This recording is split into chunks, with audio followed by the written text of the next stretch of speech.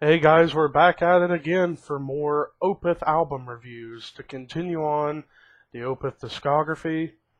And we last left off with talking about My Arms, Your Hearse and how it was a major step up from Orchid and Morning Rise, where the band really started to pick up a whole lot of momentum. And now that momentum has carried over to the next album we're going to be checking out. And that album, of course, is Still Life, which came out over a year later after My Arms Your Hearse. So it came out around October '99. So this is one of the last metal albums to come out of the '90s or the millennium. Why not? Go ahead with that. But with this particular album, it's sort of a similar idea to My Arms Your Hearse, where it's a concept album. But it's a debated album because of that fact that there is it seems to be a concept revolving around a woman named Melinda, which you could argue is probably the person on the album cover. And it's kind of like a Virgin Mary type of thing on the cover, and this isn't, and it looks like she's about ready to walk to like a traditional graveyard, not like a Jesus graveyard where it's nothing satanic. In fact, it's the opposite. I think with this whole album, it's more about like a romantic type of thing, where to the point where some people even say this is Mikael Akerfeldt's one of his most personal albums he ever put out because of the ideas behind it and the fact that Mikael Akerfeldt named a kid, one of his kids, after Melinda is pretty cool. So it shows you how this album had a big effect on Michael's life, not only for the music but with the concept behind it as well. Excuse me. But we kick off Still Life with one of my all-time favorite Opeth songs, The More. The longest song of the album at 11 and a half minutes. And wow, this song just blew me away. The first time I heard this song a while back, holy shit. One of those all-time great tracks for any progressive band or really in the modern metal scene, I guess if you want to call it. This song just had so much to it. Like, you start off with like a fading in intro with some guitar sounds, and then it gets into a really beautiful, relaxing acoustic riff, and then it gets right into the heaviness, and wow, was this song heavy. And Michael's vocals, compared to the other three albums, Michael's death growls got deeper and better with this album, to the point where whereas the last three albums had a little bit of a black metal vocal approach at times, this album, pretty much the black metal influences is pretty much 100% gone. There is no black metal influence on this album to my ears. It's pretty much all prog and all death metal. No black metal. I mean, My Arms Your Hearse had very little black metal, but the only thing that was black metal maybe was the production sound a little bit. But with this album's production was very clean. It was a clean sounding album with Michael doing production, but also engineering was Frederick Nordstrom, who is a well-renowned European metal producer. He's done albums for he did the new At the Gates album. He did Arch Enemy. He did so many bands in Europe, particularly in Sweden. But back to The More. After you get into the heaviness with his vocals, then during some parts in the heavy portions of the album, Michael's clean voice just soars. And then in the second half, where it slowly gets into the acoustic and the more softer moments, where Michael's voice just absolutely takes over everything.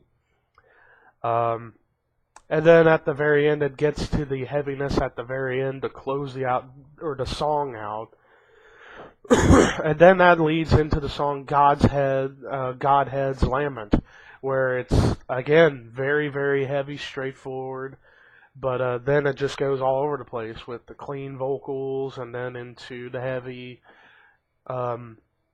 It just had so much to it with this track. But then Benighted, which was the shortest song of the album at 5 minutes.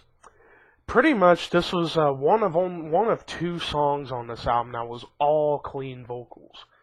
And this song had mostly an acoustic guitar going on, and the drums would pick up at the end. And, yeah, it was all an acoustic track with some drums near the end, but the guitar solo was very blues influenced, kind of influenced from like blues rock or blues metal bands or blues music in general, from like Black Sabbath, Led Zeppelin, Deep Purple, Cream, Jeff Beck, stuff like that, where they took some of that influence into that guitar solo that Michael was able to try to do on that song. And then we go into Moonlapse Vertigo, and wow, we get right back into some heavy music with the beauty behind it. And then that leads into the second song of the album that was all clean vocals, and actually maybe my second favorite song on this album, Face of Melinda. For the most part, it's a ballad. In the first half of the track, it was all ballady. And one of the coolest things about this particular song is it had a jazz feel to it with the fretless bass. And I know some people they're on the fence about fretless bass, and I actually like fretless bass guitars because I love that signature sound it produces. That's one of the big reasons why I love the Death album Individual Thought Patterns so much, for that fretless bass tone that was just prominent throughout the whole entire CD, and it was just amazing to hear it. With the fretless bass on this song, it was beautiful. Michael's clean voice on this song was some of his best clean vocal sounds he ever had in any of Opeth's discography. This song, he had a great clean register to him. And then the second half of the song, it gets back into the heaviness where you get heavy riffs. And then at the very end, it gets back to mellow at the very end. But then that leads into probably the most brutal song of the album, Serenity Painted Death. Wow, you want to talk about brutality within a melodic progressive death metal sound. It just got very brutal. This was some of Michael's darkest and most brutal moments of his entire career with his voice. He got really, really absolutely out of control, and I loved it for that reason. And Serenity Painted Death was just one of those very dark songs on this album. But then you get into the closing track, White Cluster, where it's 10 minutes, the second longest song of the album, and wow, you would understand why this album gets held up by some people as maybe their favorite Opeth album. Cover Killer Nation. But I could see why, because at the end of the day, this album is a classic. This album is a classic. While not my personal favorite Opeth album, my favorite is going to be the one we're going to talk about next. And but Still Life stepped it up as far as production and the musicianship, as well as Michael's vocals. His death growls got better, his clean register got better, the playing was better than on the first three albums, in my opinion, and the production was absolutely incredible.